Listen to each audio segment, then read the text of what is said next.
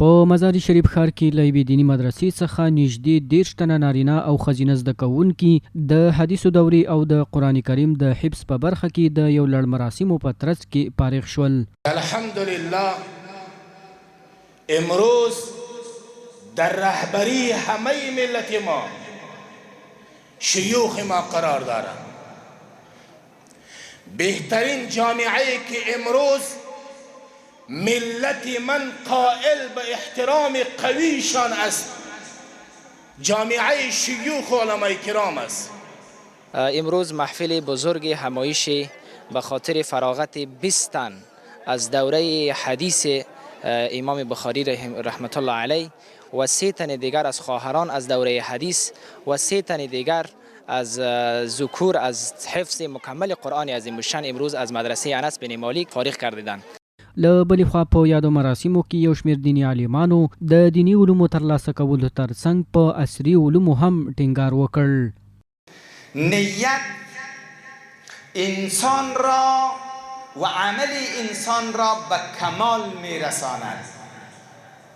به این خاطر این علوم شرعی و علوم اسلامی به خاطر رضای الله جل جلاله باید خوانده شود، بعد ثمر بخش می شود و خود عالم خیر می بیند و بشریت هم خیر می بیند.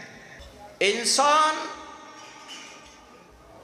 در یک جامعه‌ای که زیست و زندگی می کند نیاز به تمام علوم ها دارد.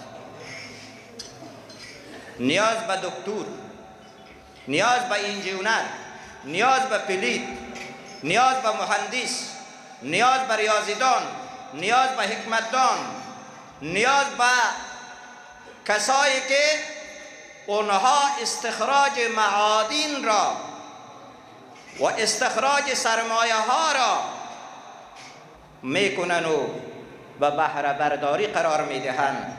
اولین پایه ترقی یک دنیا یک کشور چی هست؟ اون گیری خورده او به تعلیم و تربیت هست. در اون کشوری که تعلیم وجود داره، تربیت وجود داره، همه چیز وجود داره. همدارنګه فارغو کسانو خوښي څرګنده کړه چې په یوه دیني مدرسه کې دیني زده کړې ترلاسه کړي. دوی وایي فرق به یې له نورو سره دا وي چې د ټولنیز او اخروي ژوند په اصولو به پوه وي. خواستم از امارات اسلامی هم است که هرچی بیشتر زمینه بهتر را به خاطر تعلیم و تحصیل جوانان و همچنین کسایی که فارغ میشه از زمینه اشغال وظیفه را برایشان مساعد بسازه. کوشش بکنن جوانان در راه دین رجوع بکنن و علم را کسب بکنن، چون جهل هیچگاه عذر شمرده نمیشه، چون الله رب العزت در اولین مرتبه گفته اقرا یعنی بخوانید. پس خواندن یک چیز ضروری و لازمی است. انسان میتونه به توسط علم خوب و بد را با هم تفکیک بکنه. د یادونې وړ ده د اسلامي امارت په راتګ سره دیني زده کړو ته پاملرنه ډیره شوې او د هیواد په ګڼ شمېر ولایتونو کې سلګونه نوي دیني مدرسې جوړې شوې دي.